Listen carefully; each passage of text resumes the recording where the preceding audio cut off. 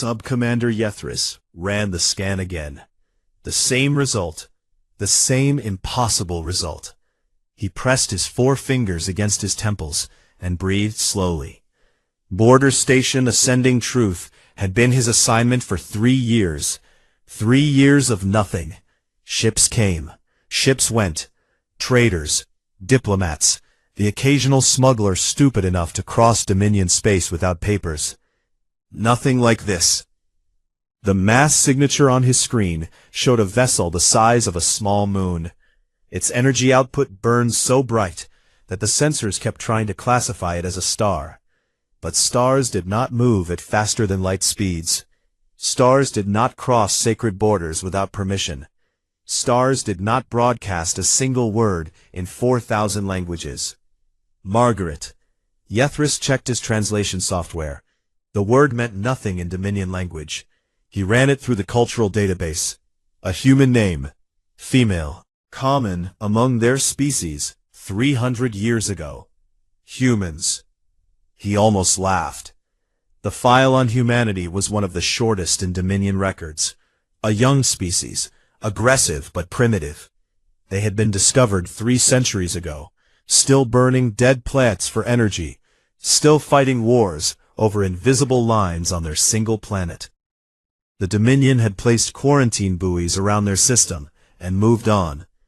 Some species were not worth the trouble of conquest. Yethris pulled up the old human file and compared it to the ship on his sensors.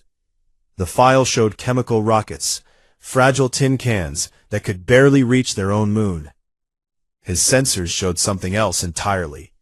The vessel's hull was made of materials that did not exist in Dominion science. Its engines bent space in ways that should have torn the ship apart. Its shields registered as a solid wall of force that his instruments could not measure. Humans were primitives. Everyone knew this.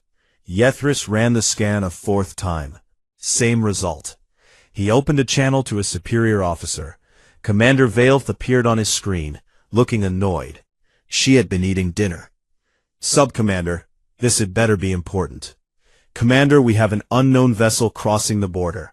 Massive energy signature. No response to hails. I believe it may be human. Veilth stared at him. Then she laughed. Human? Yethris, have you been drinking?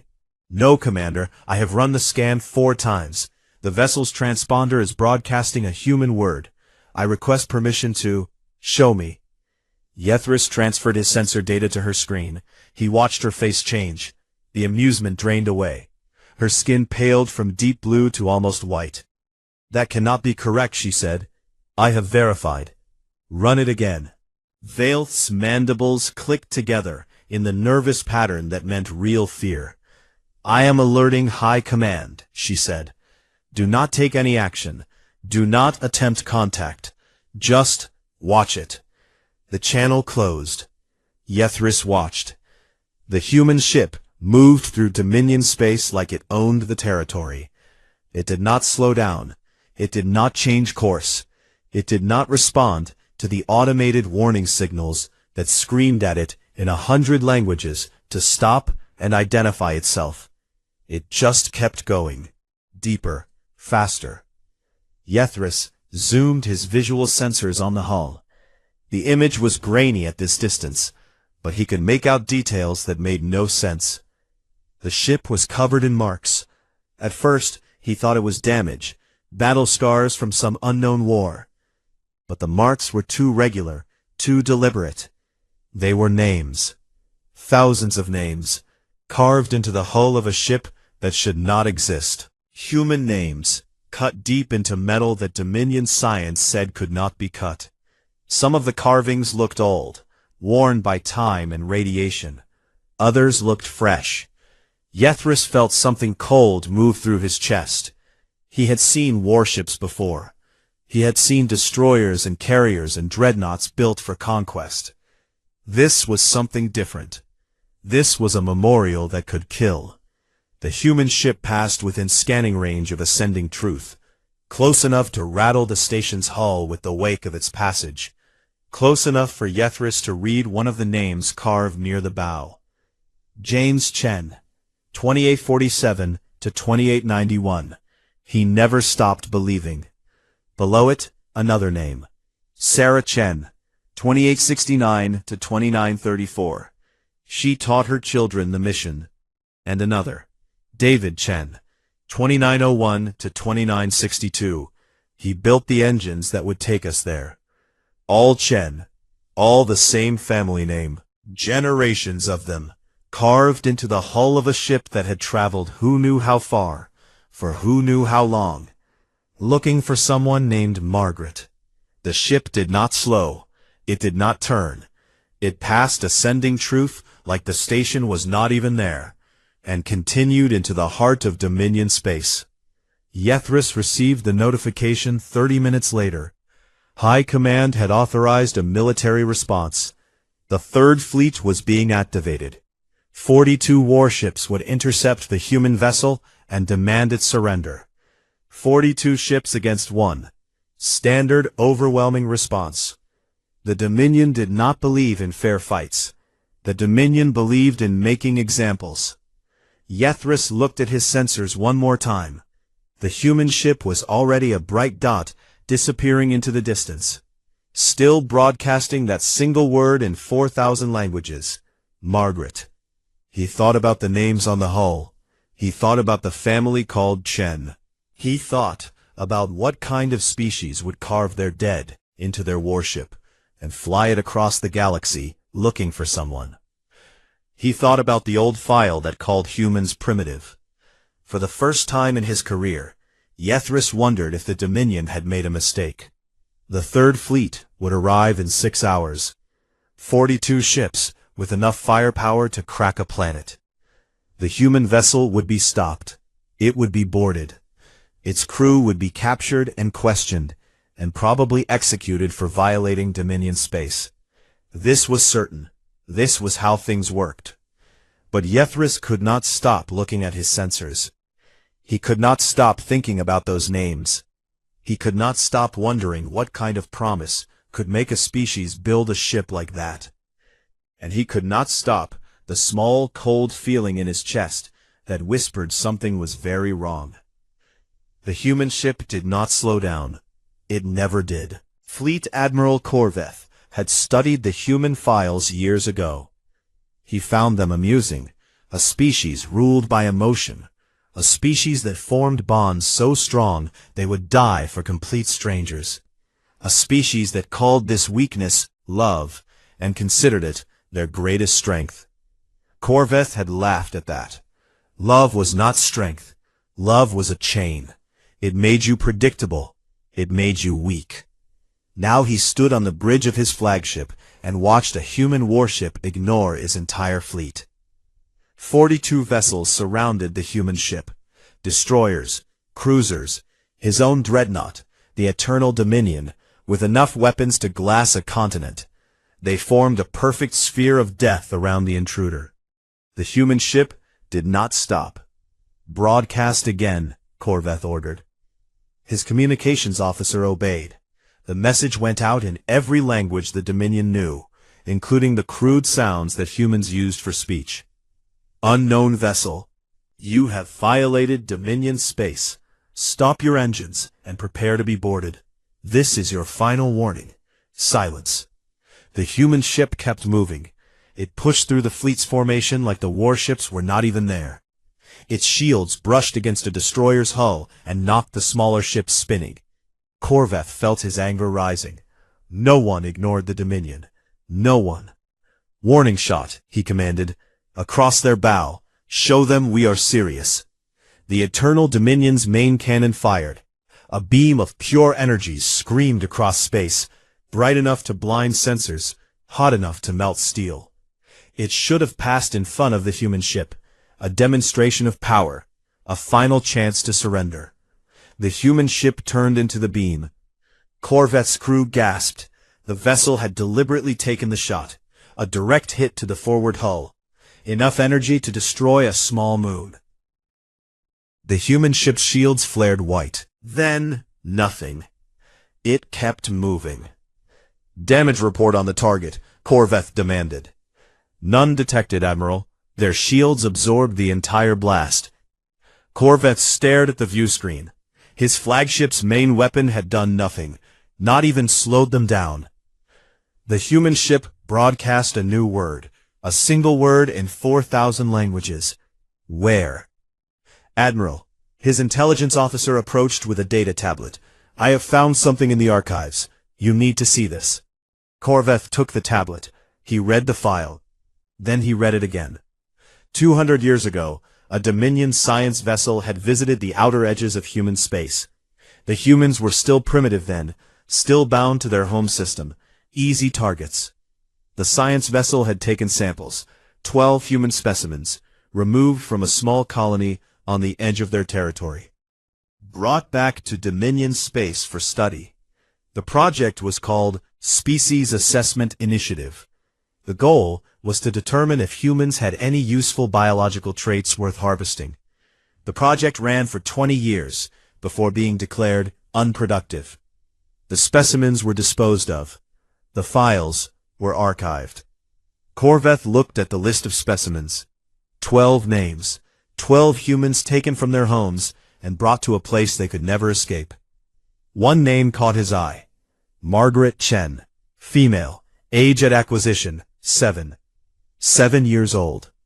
Corvette looked up at the view screen. The human ship was still moving, still broadcasting. Margaret, where? He understood now. This was not an invasion. This was not a military action. This was not a declaration of war. This was a family looking for their lost child. 200 years later, across impossible distances, through space that should have been unreachable. They had come looking for a 7-year-old girl who had been taken from her home before their species had even reached the stars. They had not stopped. They had not forgotten. Corvette thought about the old files. Aggressive pack bonding, irrational attachment to individuals, emotional reasoning masquerading as strategy. He had laughed at those words once. He was not laughing now. Admiral, his weapons officer waited for orders. Should we fire again? Corvette hesitated. A strange feeling moved through him, something he had not felt in decades of military service. Doubt.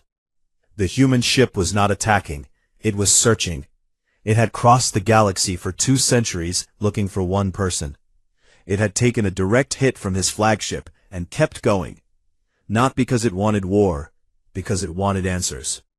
For one moment, Corvette considered letting them pass. Then he remembered who he was. The Dominion did not show mercy. The Dominion did not ask questions. The Dominion crushed anything that challenged its authority. All ships, he commanded. Full barrage. Destroy that vessel. 42 warships opened fire at once. The space around the human ship turned white with energy. Beams and missiles and plasma charges slammed into its shields from every direction.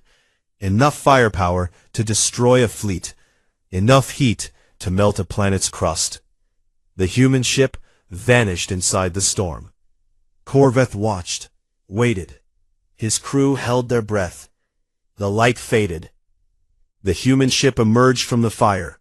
Its shields were flickering now, damaged but not broken. Its hull showed scorch marks between the carved names of the dead.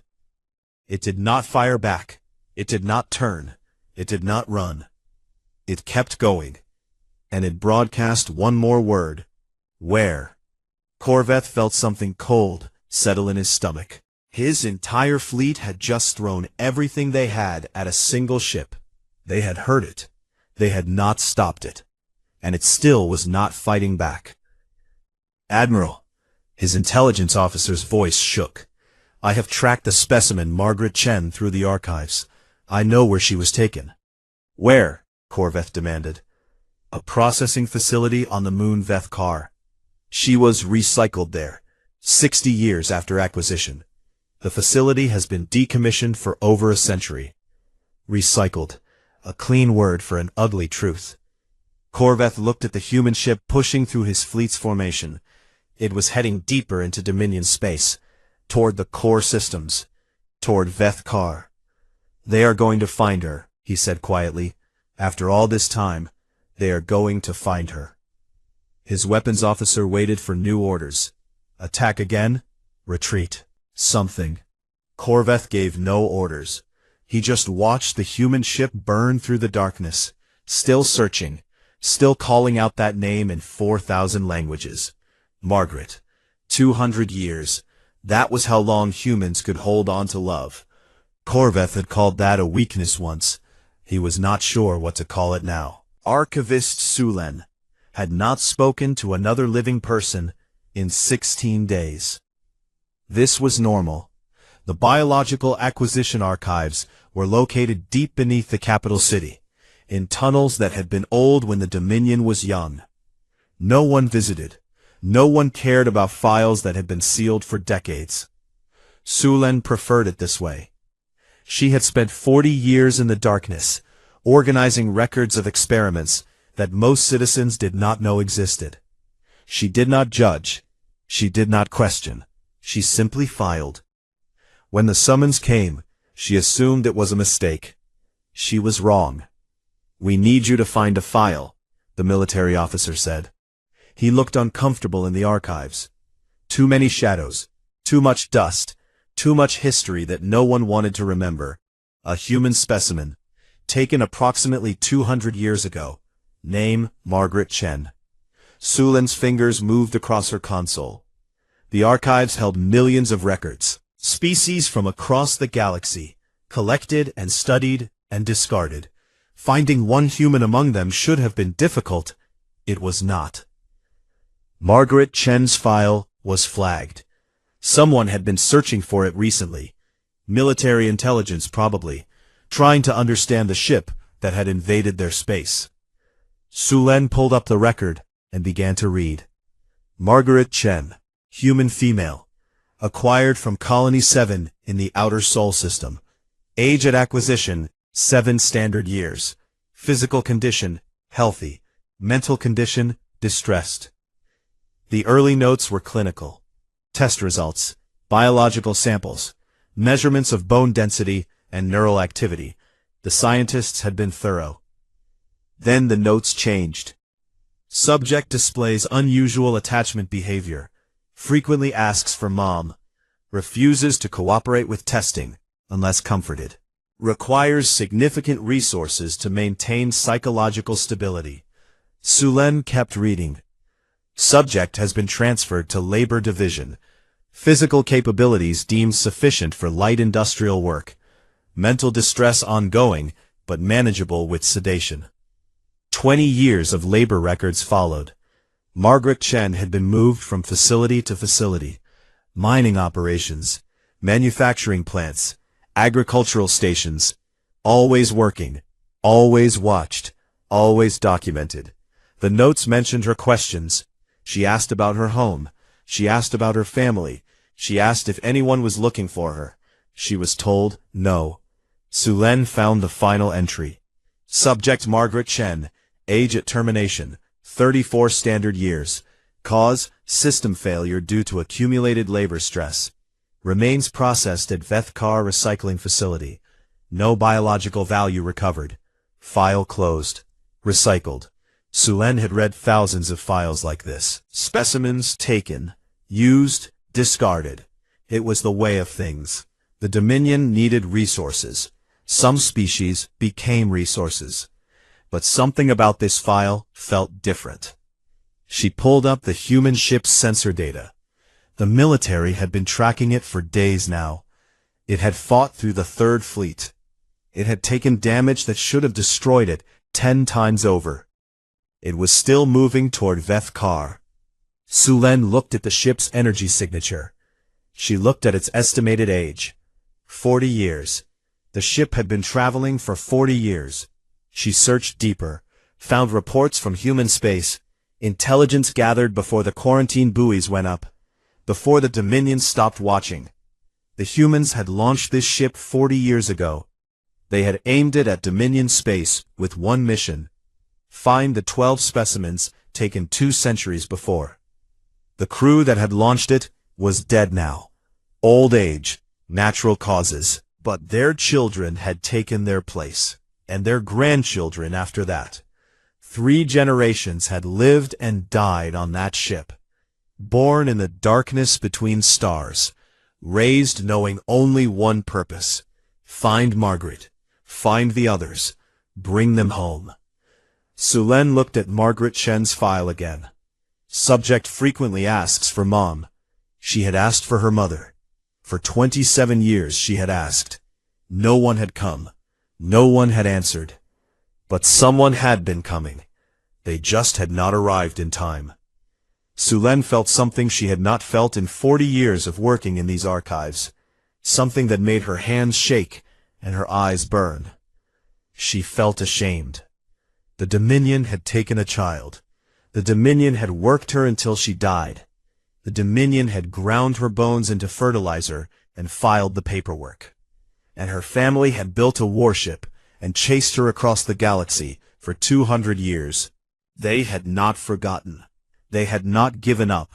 Even when the people who launched the mission died, even when their children died, even when all hope should have been lost, they were still coming. Sulen made a decision. Her console had access to the military communication network, read-only access technically. But she had worked in these archives for 4 decades. She knew how to send a message when she needed to. She found the human ship's communication frequency, the one it used to broadcast that single word, Margaret. She typed a message, short, simple, everything the humans needed to know. Margaret Chen, Veth Kar, Plot 1447. She sent it. Treason, that was what they would call it. She had given military intelligence to an enemy vessel. She had betrayed the Dominion. Sulen did not care. She watched her console, waited. The human ship's course had been steady for days, pushing toward the core systems, searching blindly. The ship changed direction. It turned toward Veth Kar, direct course, maximum speed, no more searching, no more guessing. It knew where to go now. Sulen leaned back in her chair and closed her eyes. Security would come for her eventually. They would trace the message. They would drag her from her archives and execute her for treason. She thought about Margaret Chen, 7 years old, ripped from her home, asking for her mother for 27 years, while no one answered. She thought about the ship full of humans who had spent 2 centuries trying to answer. Sulen had filed thousands of records in these archives. Species taken, species used, species forgotten. But humans did not forget. Humans measured love in generations. Sulen smiled in the darkness of her archives and waited for security to come. She had done one good thing in 40 years. That was enough. Captain Yara Chen had never seen a sunrise. She was born on the Promise. So was her mother. So was her grandmother. 4 generations of the Chen family had lived and died inside this ship, traveling through the darkness between stars, chasing a ghost named Margaret. Yara knew Margaret's face better than her own.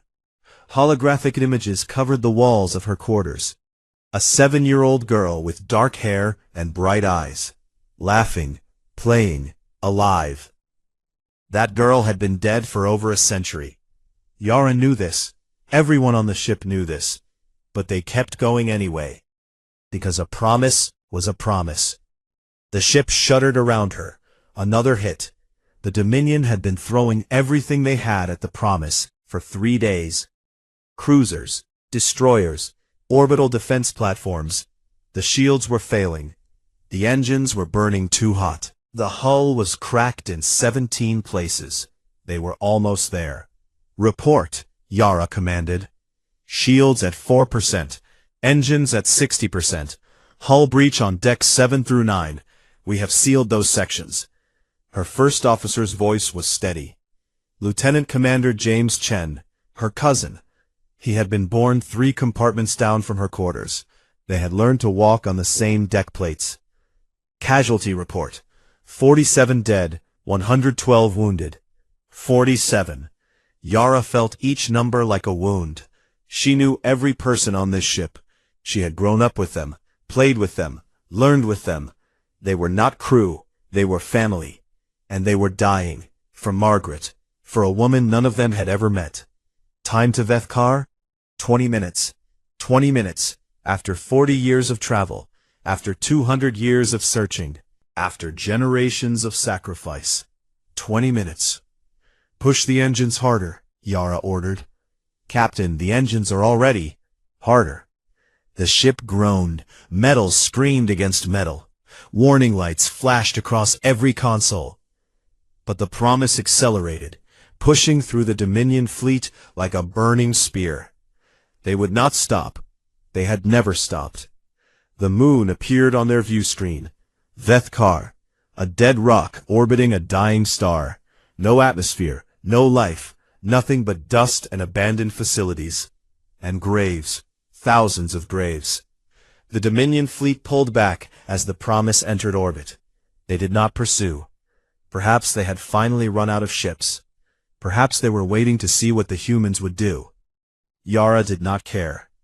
I am going down, she said, alone. Captain, the ship needs everyone at their stations. If the Dominion attacks again, you need to get out of here. Get back to human space. Tell them what we found. James stared at her. They had known each other their entire lives. They had trained for this moment since they were children. But training was different from reality. You might not make it back up, he said quietly. I know. She took a shuttle down to the surface. The landing was rough. The shuttle systems were damaged, barely functional. But it touched ground in one piece, and that was enough. Yara stepped out onto Vethkar. The cold hit her immediately. Her suit's heating system was failing. She had maybe an hour before hypothermia set in. Maybe less. She did not have time to search. She did not need to. The message they had received gave her coordinates. Plot 1447. Someone inside the Dominion had told them exactly where to go. Yara walked across the frozen ground. Her boots crunched on soil that had not been disturbed in over a century. The abandoned facility loomed in the distance. Dark windows, collapsed roofs, a place where people had been brought to die. She found the graves behind the main building. Rows upon rows of markers stretched across the frozen landscape. Thousands of them, each one marked with a number, no names. The Dominion had not bothered to record names, but Yara knew which number she was looking for. She found it near the edge of the field, a small marker, half buried in frost. The number was barely visible, worn away by 2 centuries of wind and ice. Yara knelt. Her suit's heating system failed. The cold began seeping through the layers, into her skin, into her bones. She did not move. We found you, she said. Her voice cracked. We finally found you. Margaret Chen, age at acquisition, 7. Taken from her home, brought to this place, worked until she broke, buried in a field of numbers. She had died asking for her mother. She had died believing no one was coming, but someone had been coming. Her family had been coming. For 200 years, the Chen family had been reaching across the stars, trying to bring her home. Yara pulled off her glove. The cold burned her skin immediately. She pressed her bare hand against the frozen soil. I never met you, she whispered. My grandmother never met you. But we know your face. We know your voice. We have recordings, stories, everything they could save before you were taken. Tears froze on her cheeks. You were 7 years old. You were scared. You wanted your mom, and we could not save you. We tried so hard, but we were too slow. We were too far away. We did not have the technology. We did not have the ships. She looked up at the sky. Somewhere up there, the Promise was waiting. A ship full of her family. A ship covered in names. But we never forgot you. We never stopped coming. And now we are here. We are going to take you home. She stayed there until her suit began to fail completely. until the cold became pain, became numbness, until she could barely move her fingers. Then she stood up. She pulled a small device from her belt, a marker. She pressed it into the ground beside the Dominion's numbered stake. The marker lit up, blue light in the darkness, and on its surface words began to form. Margaret Chen, beloved daughter, never forgotten. Yara activated her communicator. James, I found her. Prepare the cargo bay. We are taking her home. She began to dig. The Promise stayed in orbit while Yara worked. The Dominion fleet watched from a distance. No one moved. They all just watched the human captain dig through frozen soil with her bare hands, pulling a dead woman from a numbered grave, bringing her back to a ship covered in the names of everyone who had died looking for her. 6 hours later, Yara carried a small container back to her shuttle. Inside were the remains of Margaret Chen. 200 years after she was taken, 40 years after her family launched a ship to find her. Generations after everyone who had known her died. High Sovereign Maleth had ruled the Dominion for 300 years. He had conquered 12 star systems. He had crushed rebellions that threatened to tear his empire apart. He had ordered the deaths of millions without hesitation. His name was spoken with fear across 1,000 worlds. None of that mattered now. He stood in his throne room, surrounded by advisors and generals and ministers, and watched a single human ship limp away from Vethkar. The Promise was dying. Anyone could see that. Its shields were gone, its weapons were destroyed, its hull was cracked in bleeding atmosphere into the void. More than half its crew was dead. It was still moving. Destroy it, General Kethros demanded. We have 100 ships in range. One order and it is finished. Maleth did not respond. High Sovereign, they violated our space. They killed our soldiers. They made us look weak. We must respond with force. Maleth turned from the view screen and looked at his general. Kethros was old, experienced. He had served the Dominion his entire life and had never questioned an order. He did not understand. Tell me about the ship, Maleth said quietly. Kethros blinked. High Sovereign? The human ship. Tell me about it. It is a warship, approximately 40 years old based on our analysis. Crew complement of several hundred, though exact numbers are unknown. It crossed our borders 6 days ago, and... No, Maleth shook his head. Tell me about the ship. He pulled up the sensor data on the main display. The Promise filled the screen. Burned, broken, barely alive, and covered in names. 40 years ago, Maleth said, the humans launched this vessel. Their species had just barely achieved faster-than-light travel.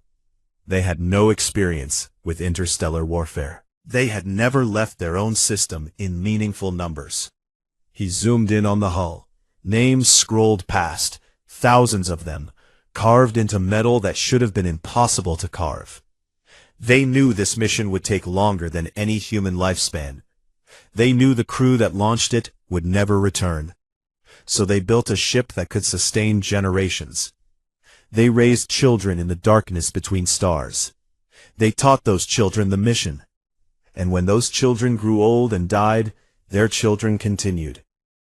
The room was silent. 3 generations. Maleth let that number hang in the air. 3 generations of humans lived and died on that ship. They were born knowing they would never see home. They were raised knowing they would probably never find what they were looking for. And they kept going anyway. He turned to face his advisors. For one person, one human female, taken 200 years ago.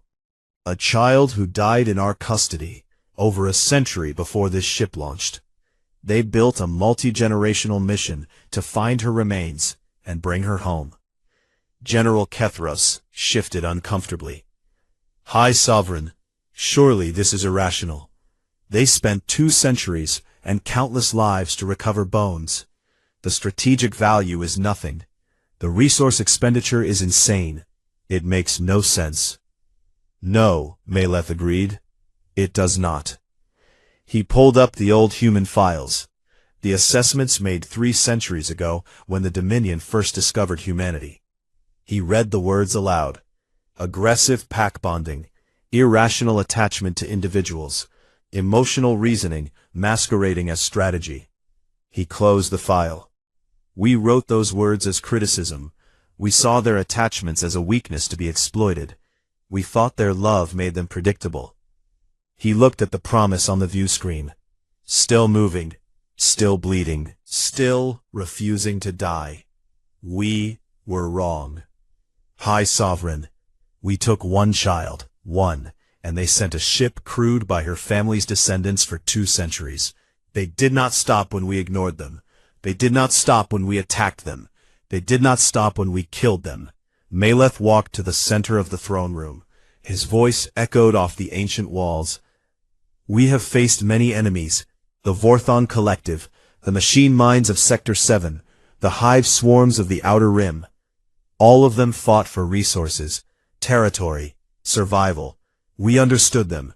We could calculate their responses. We could predict their limits. He pointed at the human ship. Humans do not have limits. Not when they are fighting for each other. That ship's crew died knowing they would never reach their destination, and they were proud to die. Their children took their place and felt honored to continue. Their grandchildren finished the mission and considered it the greatest achievement of their lives. He turned to his general. What happens when we take 2? Kethros had no answer. What happens when we take 10, 100, 1,000? What happens when humanity decides the Dominion is a threat to their families? Maleth looked around the room. His advisors were silent. His generals were pale. For the first time in centuries, they were afraid. They will come for us, Maleth said. Not for conquest, not for resources, for revenge. And they will not stop. They will build ships that last generations. They will teach their children to hate us. They will chase us across the galaxy for as long as it takes, because that is what humans do when you hurt the people they love. He issued his order. Stand down. All ships, let them go. The room erupted in protest. General Kethros stepped forward, his face dark with anger. High Sovereign, this is weakness. The Dominion does not. The Dominion survives, Maleth interrupted. That is all the Dominion does, and we will not survive a war with a species that measures love in centuries. The protests died. Maleth watched the view screen as the Promise crossed back into neutral space. Its hull was barely holding together. Its engines were failing. It would be a miracle if it reached human territory. But it would reach human territory. He was certain of that. Because humans did not give up. The ship disappeared from sensors. Gone. Headed home with the bones of a woman dead for over a century. Maleth turned away from the screen. Close the border, he ordered. Permanently. No Dominion vessel enters human space. No human vessel is interfered with. We do not contact them. We do not provoke them. We do not give them any reason to come back. He walked toward his private chambers. And find the files on those 12 specimens. I want to know where every single one of them was buried. We are going to send that information to the humans ourselves. Kethros stared at him. High Sovereign, why? Maleth paused at the door. Because there are 11 more ships coming, and I would rather they find what they are looking for than spend another 2 centuries getting angry. He left the throne room. Behind him, on the view screen, the last sensor echo of the Promise faded into the darkness. On its hull, a new name had been carved. The final name, cut deeper than all the others. Margaret